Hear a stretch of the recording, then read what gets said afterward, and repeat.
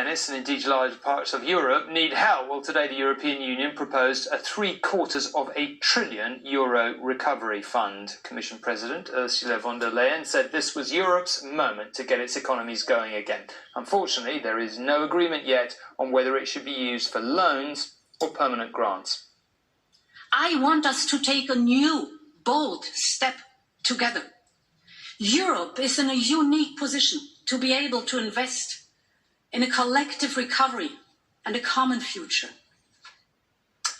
A great new American space adventure had a problem in the past hour, not in Houston this time, but in Florida. The manned flight of a privately built rocket to the International Space Station was delayed due to bad weather. It was a last-minute anticlimax for the millions of people already watching live online, waiting for the rocket to launch.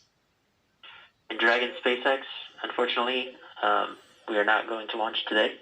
You are go for 5.100 launch scrub. 5.100, it was a good effort by the teams, and we understand, and we'll meet you there.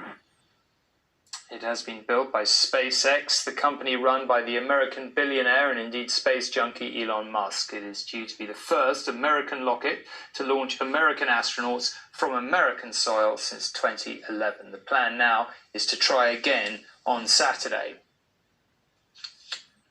Now, normally President Trump goes to war on Twitter with his many critics. Today, he has been involved in a war with Twitter. He threatens social media companies with new laws or even closure after Twitter attached fact-check warnings to some of his tweets for the first time. And Robert, of course, joins us to discuss all of this. Robert, it's hard to imagine Mr. Trump's rise to the presidency without Twitter.